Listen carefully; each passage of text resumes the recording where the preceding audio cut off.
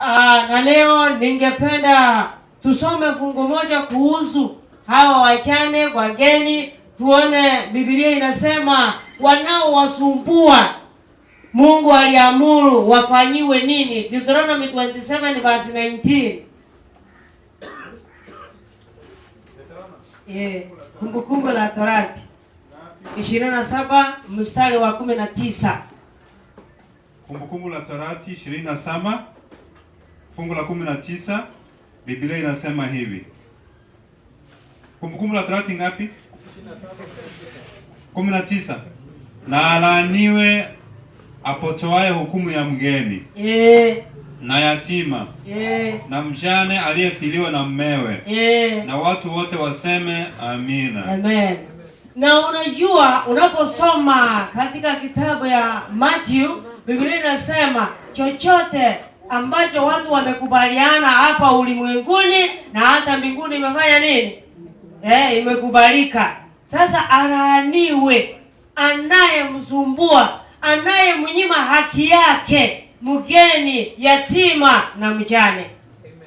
Kuna wakati mgeni amefanya kazi, ikifika mwisho wa mwezi unapata badala ya kumpatia pesa zake ama mshahara wake, unasikia mtu anasema ngoja tu huu mwezi tunaenda, tukifika katikati nitakulipa. Tukifika katikati anamlipa huu mwezi uliopita, anaacha huu mwezi, alafu tunaenda mwezi mwingine. Akifika katikati anafukuza mgeni. Biblia inasema alaaniwe, na watu wote waseme namna gani? Amen. Leo ningependa tujifunze jinsi ya kuishi na wazazi wetu hata ingawa wako nyumbani, hawako hapa. Kuna baadhi ya wenzetu wamebahatika kuwa na wazazi wote, wengine wako na mzazi mmoja, lakini baadhi ya watu wengi wakiwa na hao wazazi wanaishi huko ushago na wao wanaishi hapa, wanawasahau kabisa. Yaani anapigiwa simu anaambiwa ya kwamba mama ni mgonjwa, anasema mama mpeleke hospitali. Sasa hatuna pesa pengine ya kuweka gari mafuta. Anasema unajua tuko Kenya moja na pesa inafanya nini? Inakosekana. Na huyu ni mama mzazi. Alafu bibi akisikia anamwambia sasa wanafikiria hapa ndio kuna pesa, kwani pesa haziko nyumbani. Alafu mzazi anateseka na wewe unajivinjari hapa. Hebu tusome Psalm 71 verse 9.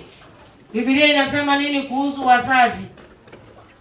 Zaburi 71 mstari wa 9. Zaburi 71 mstari wa 9, Biblia inasema usinitupe wakati wa uzee. Usinitupe wakati wa uzee. Nguvu zangu zisipungukapo usiniache. Nguvu za mzazi zikipunguka tusiwaache. Lakini wengi wetu tumewasahau kabisa. Mtu angekuambia usuli wa kuwa na mzazi haungemtupa, lakini wengi tumewatupa. Hatujali, hatutaki kujua wanaendelea vipi, maana sisi tuko hapa. Especially kama sisi wa mama. Ikiwa wakati uliolewa kulikuwa na changamoto kutokana na huyu mama mkwe, hautaki hata kusikia sauti yake. Lakini ukicha ndani ya kanisa tukiimba tabibu mkuu huyu, na wewe pia unaimba hapo tabibu namna gani, na hutaki kusikia sauti ya mama mkwe. Siku moja mwanamke mmoja simu ilipiwa, ikapatikana ni mteja. Bwana yake akapigiwa simu, akaambiwa ya kwamba ambia huyu sister ya kwamba mama amefariki. Sasa mzee akamwambia unajua nini? Mama ameaga. Akasema poleni sana. Poleni, kumbe alikuwa mgonjwa, poleni sana. Sasa kitu utafanya, nitaenda huko saruni, nisongosongwe, alafu tuje tupange tuende. Bibi ndio huyu sasa kufungua simu, akapata I tried to call you but hata mjui, hata simu zenu asisemi hayo maneno. I tried to call you but you are not available. Huyu ni sister yake sasa anampigia. Anamwambia Stella, uko wapi saa hii? Mimi niko saruni. Uko saruni na mamia ameaga. Akaanza kulia. Akawaambia niacheni. Alikuwa amesongwa kichwa imefika katikati. Katikati unajua na hapo ni hapa pua. Ndio katikati. Sasa alipoambiwa ya kwamba mamia ameaga, alianza kung'ang'ana. Akawaambia niache. Kumbe mamia aliaga kitambo na mimi nimekuja saruni. Ndio kwa nyumba. Akauliza mzee wake, Baba Brenda, mbona huku niambia ya kwamba ni mama yangu ameaga? Akamuuliza, si nilikuambia mamia ameaga? Wewe ulikuwa unafikiria ninamaanisha nani? Si nilikuwa nafikiria ni mama yako. Yaani mama wa mumeo si mama, ni mama yako aliye mama. Akamwambia unajua nataka niende saa hii. Na huyu mama alikuwa a very pure parasite. Alikuwa anajitegemea, ana chochote. Baba akamwambia nataka niende saa hii. Akamwambia sio saa hii, wewe unacheza na akili yangu. Nitapanga, maana nilipokuambia uliniambia unaenda kusongwa nywele kwanza.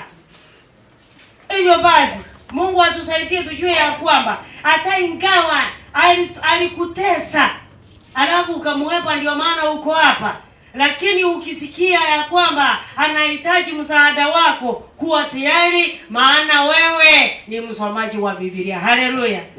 Ndio maana Biblia inasema usinitupe nikiwa mimi ni mzee. Tuwe tunawakumbuka. Wengi wametamani hawa wazazi lakini hawako. Namba 2, kuna baadhi ya watoto ambao wanapenda wazazi wao. Mke anapenda mama mkwe, alafu wanafanya mpango, wanamleta hapa Mombasa. Ikiwa ni mgonjwa anatibiwa, anakuja anaishi mahali wanaishi. Sasa anaweka curfew. Anasema ya kwamba sitaki kuona mtu kutoka Kisii kuja kuona mzazi. Ni kwa sababu gani? Nimejua ya kwamba huyo mzazi ni kana kwamba hivi karibuni atakata kamba. Sasa anataka ikiwa atakata kamba, akate kamba akiwa hapa Mombasa ili angalau aweze kumwambia jambo. Na kuambia Biblia inasema ya kwamba ikiwa uko na ile fikra ya kuambiwa jambo ya urithi, Biblia inasema umeng'ang'ana mapema lakini hautapata. Proverbs 20 verse 21. Methali 20:21 Biblia inasema urithi uliopatikana mwanzo kwa haraka. Urithi uliopatikana mwanzo kwa haraka. Yaani unataka akitamka neno akuambie peke yako ya kwamba umemtendea mema. Sasa kuna ile duka iko mahali fulani nimekuachia. Kuna kitu fulani mahali fulani nimekuachia. Yaani unataka akuambie peke yako. Mwisho wake lakini hautabarikiwa. Hautabarikiwa. Amen. Ikiwa unataka ubarikiwe, ikiwa umebahatika kwa kulea mzazi, ruhusu kila mtu aje, amuone, amshughulikie jinsi hawezavyo, ili angalau mibaraka. Ikiwa atakata kamba, aseme watoto wangu, nashukuru jinsi ambavyo mmenitunza, nanyi mtunzwe pia. Haleluya. Amen. Alafu namba 2, kuna hizi pesa. President wetu alipea hawa achuza. Wengi wetu tumekwama kuwatumikia ya kwamba hata serikali iliwatambua mumepewa pesa, na wengi wetu sisi ndio tunatumia hizo pesa. maana tuko na ATM. Alafu unasema si hii ni mali ya baba, hii ni mali ya mama. Hakuna shida. Na uenda ikawa baba alinunua mashamba tuseme hapa Mombasa.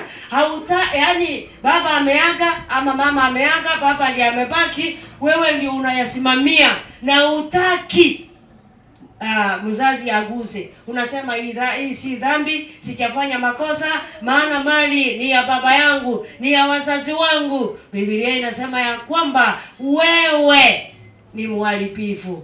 Proverbs 28 verse 24. Methali 28 fungu la 24, Biblia inasema aibaye mali ya babaye au mamaye na kusema si kosa, mwana huyo ni rafiki wa mtu mharibifu. Unaiba maana haujamuomba, acha kupea, lakini wewe unasema sasa mimi ndio nitasimamia, mimi ndio najua sheria, mimi ndio najua ABCD, halafu unajihesabia haki. Wewe ni rafiki ya mharibifu na huko ndani ya kanisa. Halafu tunapoimba usinipite Mwokozi,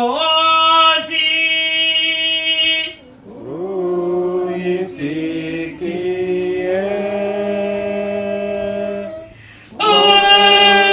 unapozuru wengine,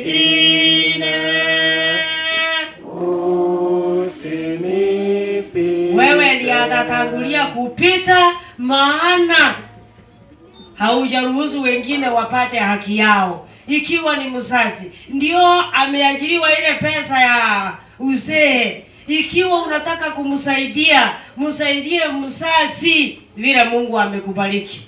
Namba 2, saidia mzazi angali ako na nguvu, angali ako hai. Wengi wanasubiri mzazi anaugua mpaka anafariki, alafu anaanza kusema jeneza ni juu yangu, neti ya kuvaa ni juu yangu, suti ni juu yangu. Sasa ukivaliza maiti suti atakwambia nini?